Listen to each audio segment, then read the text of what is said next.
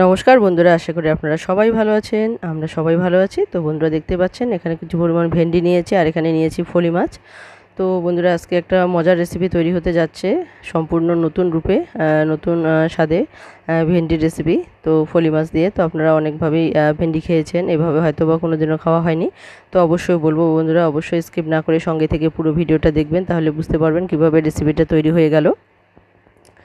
একদম পুরোপুরি ভিন্ন স্বাদের কিন্তু রেসিপিটা তৈরি হতে যাচ্ছে। তো অবশ্যই বলবো প্রত্যেকটা স্টেপ কিন্তু ফলো করা খুবই প্রয়োজন, তাহলে আপনারা বুঝতে পারবেন কিভাবে এই রেসিপিটা সুস্বাদু হবে। তো বন্ধুরা দেখুন, এখানে যে ভেন্ডিগুলো আছে সেগুলো আমি পরিষ্কার করে ধুয়ে নিয়েছি। আর এখন আমি যে বোটাটা ফেলে দেবো আর পেছনটা একটুখানি কেটে নেব। দেখতে পাচ্ছেন সরু অংশটা কেটে নিয়েছি। আর এখন ভেন্ডির যে মিডিল বরাবর সুন্দরভাবে আমি কেটে নেব।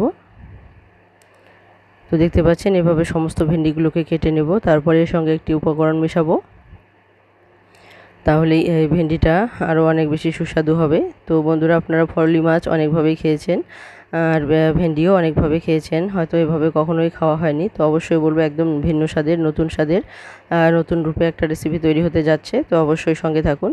আর পুরনো বন্ধুরা যারা সঙ্গে আছেন, প্রত্যেক দিন কমেন্টে আসেন, তাদেরকে অসংখ্য অসংখ্য ধন্যবাদ। তো এইভাবেই বন্ধুরা সবসময় পাশে থাকবেন, কারণ আপনাদের ভালোবাসার জন্য আমি কিন্তু অনেকটা এগিয়ে আসতে পেরেছি। তো আশা করি বাকি পথটাও এগিয়ে যাব। তো এভাবেই সবসময় পাশে থাকবেন। আর আপনাদের প্রতি অনেক অনেক ভালোবাসা রইল। আর নতুন বন্ধুরা যারা দেখছেন এখনও বন্ধু হননি, তাও অবশ্যই বলবো বন্ধু হয়ে পাশে থাকবেন, তাহলে আমিও সবসময় চেষ্টা করব আপনাদের পাশে থাকতে।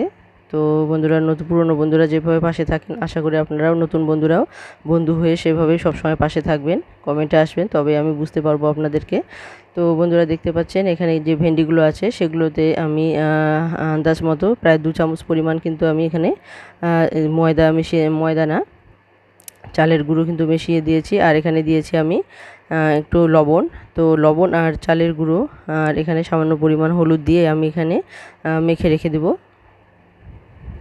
তো দেখতে পাচ্ছেন বন্ধুরা, তো এখানে কিন্তু হলুদ দিয়ে দিলাম আমি।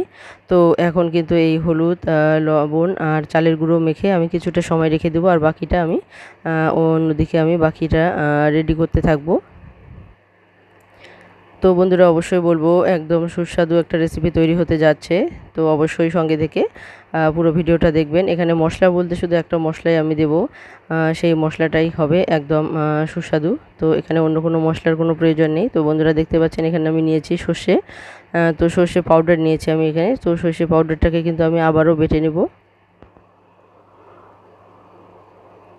তো বন্ধুরা দেখতে পাচ্ছেন এখানে কিন্তু 2.5 চামচ পরিমাণ কিন্তু আমি সর্ষে পাউডার নিয়েছি।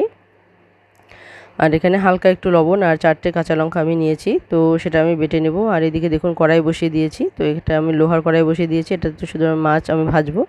আর অন্য একটা কড়াইয়ের মধ্যে আমি সেই দিকে মাছটা আমি ঝোল করতে শুরু করে দেবো। তো বন্ধুরা দেখুন এদিকে তো ফলি মাছটা আমি ভাজতে শুরু করে দিয়েছি। তো এই মাছ কিন্তু খুবই একটার সঙ্গে আরেকটা লেগে যায়। তো অবশ্যই আপনারা চেষ্টা করবেন এই মাছ যখন ভাজবেন তখন একটা একটুখানি ভেজে নিয়ে তারপর আর একটা পিস দিয়ে দিতে, কারণ এগুলো যদি আপনারা একসঙ্গে দিয়ে দেন তাহলে দেখবেন 2টো বা 3টে যদি একসঙ্গে দিয়ে দেন তাহলে দেখবেন সঙ্গে সঙ্গে কিন্তু এরা একটার সঙ্গে আরেকটা লেগে যায় আর মাছগুলো কিন্তু ছিঁড়ে যায়। তো অবশ্যই চেষ্টা করবেন মাছগুলোকে একটু উল্টে পাল্টে একটুখানি সময়ের জন্য একটু ভেজে নিয়ে তারপর যদি আপনারা সরিয়ে রাখেন, তারপর আবার একটা নতুন পিস দিয়ে সেটাকেও যদি একটু ভালো করে উলট পালট করে রাখেন, তাহলে দেখবেন এই মাছগুলো কিন্তু একটার সঙ্গে আরেকটা লেগে যাবে না, তাহলে কিন্তু মাছগুলো খুব সুন্দরভাবে কিন্তু ভাজা হয়ে যাবে। তো দেখতে পাচ্ছেন বন্ধুরা, তো এভাবেই কিন্তু সমস্ত মাছগুলো আমি ভেজে নেব। তো দেখতে পাচ্ছেন আমি যেহেতু এখানে একটু তেল বেশি করে দিয়েছি, তো তেল একটু বেশিই লাগবে এখানে।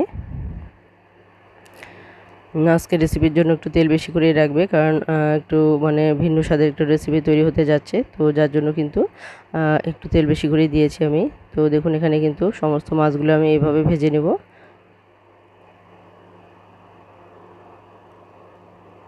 তো বন্ধুরা দেখতে পাচ্ছেন এখানে কিন্তু মাছগুলো ভাজা হয়ে গেছে। এখন যে বাকি তেলটা আছে সেই তেলের মধ্যে কিন্তু ভেন্ডিগুলো আমি ভেজে নেব।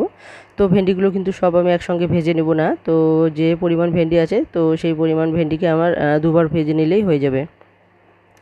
তো আপনারা কিন্তু এর পরিমাণটা ভেন্ডির পরিমাণটা একটু বাড়িয়ে বা কমিয়ে নিতে পারেন। তো আপনাদের যতটা প্রয়োজন তো সেই আন্দাজ মতো আপনারা ভেন্ডিটা একটু বেশি করেও দিতে পারেন, বা যাদের কম লাগে তারা একটু কম করেও দিতে পারেন, কোনো অসুবিধা নেই। তো বন্ধুরা দেখুন এদিকে কিন্তু মশলাটা আমার রেডি হয়ে গেছে। এদিকে আমি সর্ষে আর যে কাঁচা লঙ্কা ছিল সেগুলো বেটে নিয়েছি, আর এদিকে কিন্তু ভেন্ডিটা আমি ভাজতে শুরু করে দিয়েছি। তো ভেন্ডিটাকে কিন্তু পুরোপুরি ভেজে নিতে হবে, একদম যেভাবে ভাজা হয় তো সেভাবে কিন্তু পুরোপুরি ভেজে নিতে হবে। তো দেখুন আমি দ্বিতীয় খাপে কিন্তু আবারও দিয়ে দিয়েছি। তো এভাবে কিন্তু সমস্ত ভেন্ডিগুলোকে ভেজে নিয়েছি। তো একসঙ্গে দেবেন না, একসঙ্গে দিলে কিন্তু ভাজাটা ভালো হবে না, কারণ ভাজার তেলের মধ্যে এটাকে ভেজে নিতে হবে।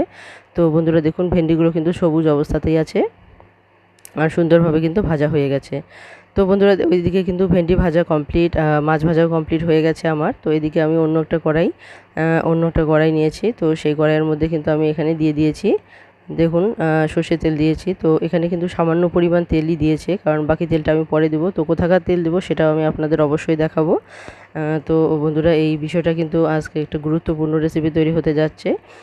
তো বলবো অবশ্যই আপনারা সঙ্গে থেকে পুরো ভিডিওটা দেখুন, স্টেপ বাই স্টেপ ফলো করুন, তাহলে আপনাদেরও রেসিপিটা এরকমই সুস্বাদু হবে। তো বন্ধুরা দেখুন এদিকে যে মশলাটা আছে, তো সেই মশলাটাকে আমি জলে গুলিয়ে রেখে দিয়েছি। তো এই সামান্যটুকু তেলের মধ্যে কিন্তু এই রান্নাটা করব, আর বাকি তেলও আমি এখানে দিয়ে দেবো। তো কিভাবে তেলটা দেবো সেটা জানা খুবই জরুরি। তো এই রেসিপিটা সুস্বাদু করতে হলে সেই তেলটা দেওয়া অবশ্যই জরুরি। তো অবশ্যই বন্ধুরা বলবো স্কিপ না করে সঙ্গে থেকে পুরো ভিডিওটা দেখুন, তাহলেই বুঝতে পারবেন কিভাবে রেসিপিটা তৈরি হয়ে গেল, আর এত সুস্বাদু রেসিপিটা কিভাবে তৈরি হয়ে গেল। তো আপনারাও কিন্তু এভাবেই তৈরি করে নিতে পারবেন খুব সহজেই একটা সুস্বাদু রেসিপি নতুনভাবে, নতুন রূপে। তো ভেন্ডি তো আপনারা অনেকভাবেই খেয়েছেন বন্ধুরা, তো একবার এভাবে অবশ্যই খেয়ে দেখুন, আশা করি আপনাদের ভালোই লাগবে। তো বন্ধুরা দেখুন এখানে কিন্তু মশলাটা আমার কষানো হয়ে গেছে। তো কষানোর সময় আমি এখানে কিন্তু স্বাদ মতো লবণ দিয়ে দিয়েছি, আর এখানে তো হলুদ আমি আগেই মশলার সঙ্গে মিশিয়ে নিয়েছিলাম, তো দেখতে পেয়েছেন। তো বন্ধুরা এখানে 1 গ্লাস পরিমাণ আমি জল দিয়ে দিলাম। তো আপনারা যতটা গ্রেভি রাখতে চান সেই আন্দাজ মতো জল দিয়ে দেবেন। তো এই জলটাকে কিন্তু পুরোপুরি ফুটিয়ে নিতে হবে, জাল করে নিতে হবে, মানে আপনারা মানে নামানোর সময় যেরকম আমরা সাধারণত মানে জলটাকে আমরা ফুটিয়ে নেই, তো সেই আন্দাজ মতোই কিন্তু জলটাকে একদম পুরোপুরি ফুটিয়ে নিতে হবে, কারণ মাছ দেওয়ার পর কিন্তু এটাকে আর ফোটানোর সেরকম কোনো ব্যাপার থাকবে না, কারণ এটাকে পুরোপুরি আগেই ফুটিয়ে নিতে হবে। মনে করুন যে আপনারা ঝোলটা নামিয়ে নেবেন, সেই আন্দাজ মতোই কিন্তু এটাকে ফুটিয়ে নেবেন একদম।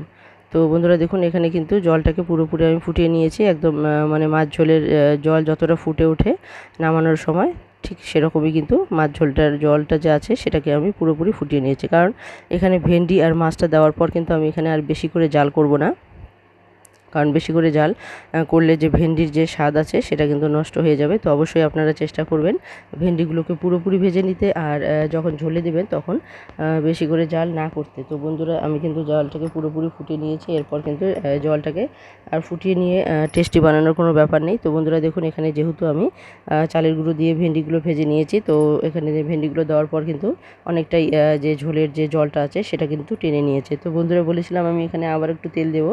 তো বন্ধুরা দেখতে পাচ্ছেন এখানে কেন আমি বেশি করে তেল দিয়েছিলাম ভাজার মধ্যে। তো এই একটা কারণেই আমি এখানে বেশি করে তেল দিয়েছিলাম, যাতে করে আমি পরে এই তেলটা এখানে দিতে পারি। সাধারণত মাছ ভাজার যে একটা তেল, সেই তেলের কিন্তু ঘ্রাণটা একটা অসাধারণ একটা ঘ্রাণ, যারা সাধারণত মাছ ভালোবাসেন তারাই একমাত্র বোঝেন যে মাছ ভাজার একটা তেলের কিন্তু অসাধারণ একটা ঘ্রাণ আছে।